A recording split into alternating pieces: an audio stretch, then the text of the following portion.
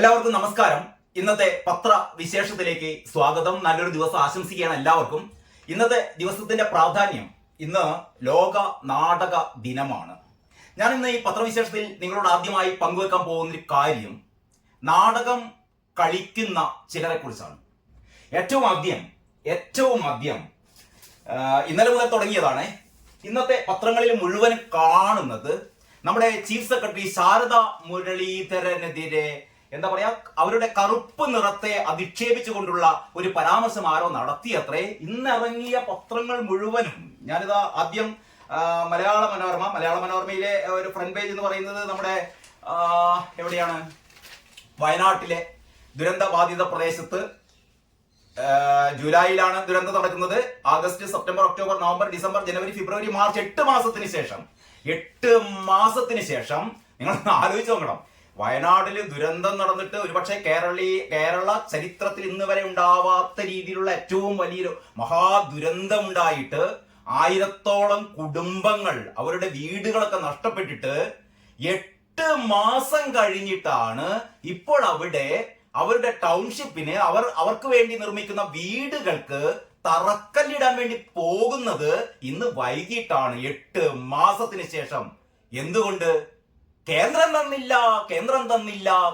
തന്നില്ല എന്ന് പാട്ടുപാടിക്കൊണ്ടിരിക്കുന്നതിനിടയിൽ കേന്ദ്രം തരണ്ട കൂട്ടരെ, നിങ്ങളുടെ കയ്യിൽ എത്രയുണ്ട്? CMDRF-ൽ മുഖ്യമന്ത്രിയുടെ ദുരിതാശ്വാസ ഫണ്ടിൽ 750 കോടി കിടക്കുന്നു. 750 കോടി രൂപ മുഖ്യമന്ത്രിയുടെ ദുരിതാശ്വാസ നിധിയിൽ കിടക്കുന്നു. ഈ നാട്ടിലെ സാധാരണക്കാരായ ജനങ്ങൾ കുടുക്ക പൊട്ടിച്ചും ആടിനെ വിറ്റുമൊക്കെ ജീവകാരുണ്യ പ്രവർത്തനത്തിന് വേണ്ടിയിട്ട് മുഖ്യമന്ത്രിയുടെ ദുരിതാശ്വാസ നിധിയിലേക്ക് സംഭാവന ചെയ്യുന്നവർ സംഭാവന ചെയ്ത പൈസയാണ് 750 കോടി.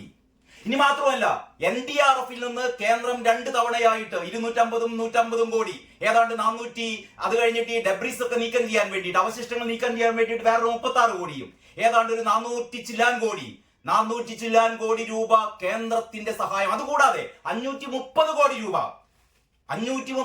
രൂപ ദീർഘകാലമായി 50 വർഷം കഴിഞ്ഞിട്ട് പലിശയില്ലാതെ തിരിച്ചടച്ചാൽ മതി എന്നുള്ള പേരിൽ, അങ്ങനെ ഇതെല്ലാം കൂടി കൂട്ടിച്ചേർത്തിട്ട് ഏതാണ്ട് ഒരു 2000 കോടിയോളം രൂപ പിണറായി സർക്കാരിന്റെ കയ്യിലിരിക്കുകയാണ്.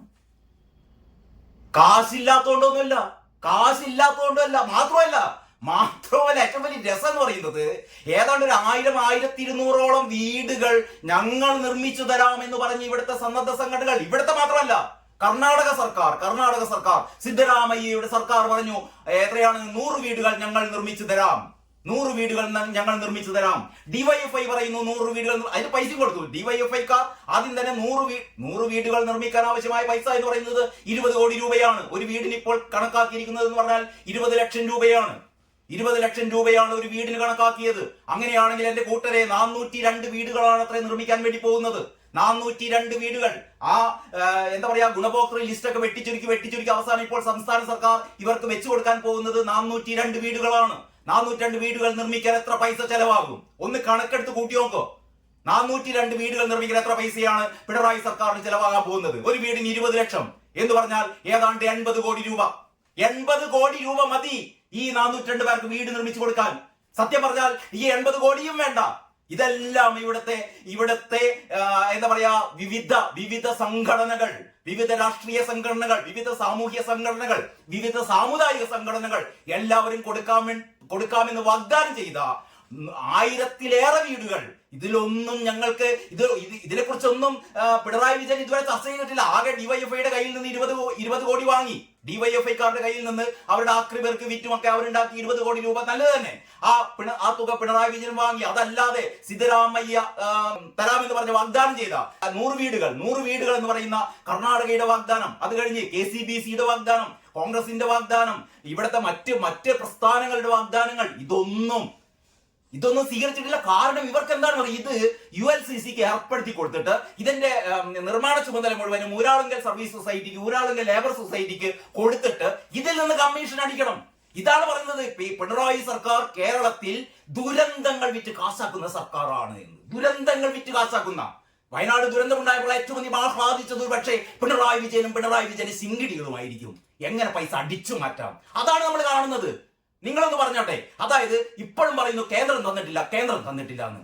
കേന്ദ്രം ഞാൻ നേരത്തെ പറഞ്ഞ പോലെ 2 തവണ NDRF നിന്ന് 250 രൂപയും 150 കോടി രൂപയും 250 കോടി രൂപ എന്ന് പറഞ്ഞാൽ ഏതാണ്ട് 400 കോടിയോളം രൂപ. അത് കഴിഞ്ഞിട്ട് ഡെബ്രിസ് നീക്കം ചെയ്യാനുള്ള 36 കോടി രൂപ, അത് കഴിഞ്ഞിട്ട് 530 കോടി, അത് കഴിഞ്ഞിട്ട് പിണറായി വിജയന്റെ ദുരിതാശ്വാസ ഫണ്ടിലുള്ള 750 കോടി, ഇതെല്ലാം പാടെ കൂടിച്ചേരുമ്പോൾ ഒരു 2000 കോടി രൂപ കയ്യിൽ വെച്ചിട്ടാണ് 2000 കോടി രൂപ കയ്യിൽ വെച്ചിട്ടാണ് ഈ വീട്, ഈ പറയുന്ന പാർപ്പിട നിർമ്മാണ പദ്ധതി അല്ലെങ്കിൽ ഈ പറയുന്ന റിഹാബിലിറ്റേഷൻ പ്രോഗ്രാമിന് വേണ്ടിയിട്ട് ഇവർക്ക് ആ സ്ഥലം ഏറ്റെടുക്കാൻ വേണ്ടിയിട്ട് 26 കോടി കൊടുത്തിട്ടുപോയി. ചുരുക്കി പറഞ്ഞാൽ മൊത്തം ഒരു 100 കോടി മതി, ഒരു 100 കോടി മതി എന്നുള്ള നിലയ്ക്ക് ഇവരുടെ കയ്യിൽ ഏതാണ്ട് 2000 കോടിയോളം രൂപയുണ്ട്.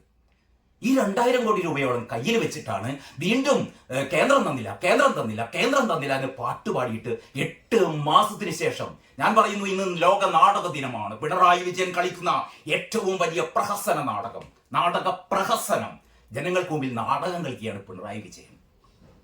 അതാണ് ഇന്ന് വൈകിട്ട് വയനാട്ടിൽ തറക്കല്ലിടാൻ വേണ്ടി പോകുന്നു. ഏറ്റവും വലിയ രസം, ഒരു മാസം കൂടി കഴിഞ്ഞാൽ വയനാട്ടിൽ കോരിച്ചെറിയുന്ന മഴയായിരിക്കും. വയനാട്ടിലെ കോരിച്ചെറിയുന്ന മഴയത്ത് അവിടെ എങ്ങനെയാണ് നിർമ്മാണ പ്രവർത്തനങ്ങൾ മുന്നോട്ട് കൊണ്ടുപോവുക? ഊരാളുകൾ സർവീസ് സൊസൈറ്റി ലേബർ സൊസൈറ്റി പറയുന്നത് ഈ ഡിസംബർ അവസാനത്തോടെ പൂർത്തിയാക്കുമെന്നാണ് ഈ പദ്ധതി. എവിടെ പൂർത്തിയാക്കാൻ? ഒരു തറക്കല്ലിടാൻ നിങ്ങൾക്ക് 8 മാസം കാത്തിരിക്കേണ്ടി വന്നു. ഒരു തറക്കല്ലിടാൻ 8 മാസം കാത്തിരിക്കും. മാത്രമല്ല ആ എസ്റ്റേറ്റിലും ഇപ്പോഴും കേസാണ്. കേസ് ഇപ്പോൾ ഫൈനലായിട്ട് വിധി കൽപ്പിച്ചിട്ടൊന്നുമില്ല. അതിന്റെ കേസിന്റെ നൂലാമാലകൾ ഒരുപക്ഷെ വരെ പോവുകയായിരിക്കും.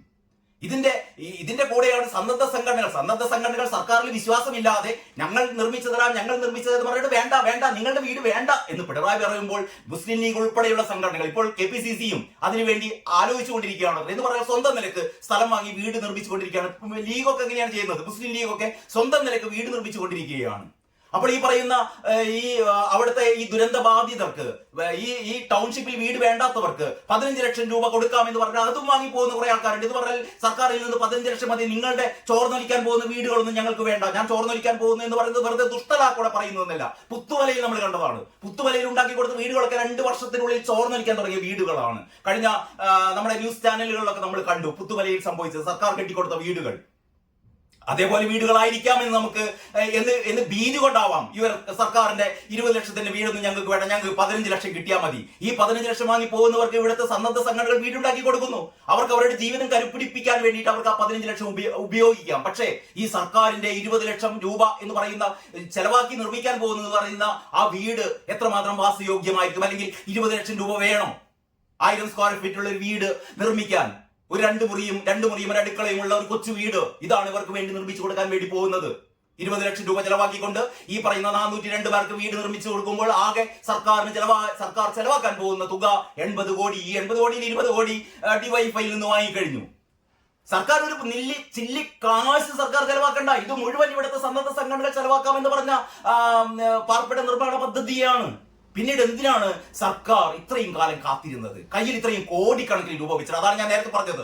ഒരു ദുരന്തമുഖത്ത് സർക്കാർ ആഗ്രഹിക്കുന്നത് എങ്ങനെയാണ് പൈസ അടിച്ചു മാറ്റാൻ പറ്റുക. ഇപ്പോഴും സർക്കാരിന്റെ കയ്യിൽ ഈ ഞാനിത് വെറുതെ പറയുന്നതല്ല. കഴിഞ്ഞ ദിവസം രാജ്യസഭയിൽ പറഞ്ഞതാണ്. 400 കോടി NDRF നിന്ന് കൊടുത്ത 400 കോടിയുടെ കണക്ക് രാജ്യസഭയിൽ പറഞ്ഞതാണ്.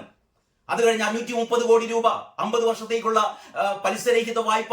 ഇപ്പോൾ പറയുന്ന 50 കൊല്ലം കഴിഞ്ഞിട്ട് എങ്ങനെയാണ് അടയ്ക്കാന്ന്? 50 കൊല്ലം കഴിഞ്ഞാൽ എങ്ങനെ അടയ്ക്കാമെന്ന് നിങ്ങൾ ആലോചിക്കണ്ട. കാരണം 50 കൊല്ലം കഴിഞ്ഞിട്ടൊന്നും CPM ഇവിടെ ഉണ്ടാകാൻ പോകുന്നില്ല. 50 കൊല്ലത്തിന് ശേഷം ഇവിടെ CPM ഉണ്ടാവില്ല. അപ്പോൾ 50 വർഷത്തിന് ശേഷം എങ്ങനെ ഇത് തിരിച്ചടയ്ക്കുമെന്ന് പിണറായി വിജയൻ ഉത്കണ്ഠപ്പെടേണ്ട കാര്യമൊന്നുമില്ല. ഇതാണ് ഞാൻ പറഞ്ഞത്. ഇന്ന് ലോക നാടക ദിനത്തിൽ പിണറായി വിജയൻ കളിക്കുന്ന നാടകം, പിണറായി വിജയൻ മാത്രമല്ല റവന്യൂ മന്ത്രി രാജനും ഉൾപ്പെടെ കളിക്കുന്ന നാടകമാണ് ഇന്ന് വൈകിട്ട് മുണ്ടക്കയിലും ചൂരൽമലയിലൊക്കെ നടക്കാൻ വേണ്ടി പോകുന്നത്. ഇതൊക്കെ ജനങ്ങൾ കാണുന്നുണ്ട്. നിങ്ങൾ ദേശാഭിമാനി മാത്രം വായിക്കുന്നവരല്ല ഈ നാട്ടിൽ ജനങ്ങൾ. ഇന്ന് ദയവായി പിണറായി വിജയനും അന്തംഗമികളും മനസ്സിലാക്കണം. ഇവിടെ നിരവധി പത്രങ്ങളുണ്ട്, നിരവധി ന്യൂസ് ചാനലുകളുണ്ട്, ലക്ഷോപലക്ഷം സോഷ്യൽ മീഡിയ ഹാൻഡിലുകളുണ്ട്. അവർക്ക് സത്യം അറിയാം. നിങ്ങൾ കയ്യിൽ 2000 കോടി രൂപയോളം കയ്യിൽ വെച്ചിട്ടാണ് നിങ്ങൾ ഈ പാവപ്പെട്ട ദുരന്ത ബാധിതരെ ഈ കഴിഞ്ഞ 8 മാസവും കണ്ണീര് കുടിപ്പിച്ചത്. പൊറിക്കില്ല, ദൈവം പൊറിക്കില്ല. ഈ മനുഷ്യരുടെ കണ്ണീര് വിറ്റിട്ട്, ഈ മനുഷ്യരുടെ ദുരന്തം വിറ്റിട്ട് നിങ്ങൾ പൈസ മുഴുവൻ ശേഖരിച്ചു വെച്ചിരിക്കുകയാണ്. ഇത് എങ്ങോട്ടാണ്? പുഴുങ്ങി തിന്നാനാണോ? ഈ വീഡിയോയിൽ ഞാൻ തൽക്കാലം ഇത്ര മാത്രമേ പറയുന്നുള്ളൂ. ഇനി നാടകം കളിച്ച വേറൊരു വ്യക്തിയെ കുറിച്ച് അടുത്ത വീഡിയോയിൽ നിങ്ങൾക്ക് കാണാം. ശാരദാ മുരളീധരൻ എന്ന് പറയുന്ന ചീഫ് സെക്രട്ടറിയുടെ നാടകം കളിയെ കുറിച്ചാണ് അടുത്ത വീഡിയോ.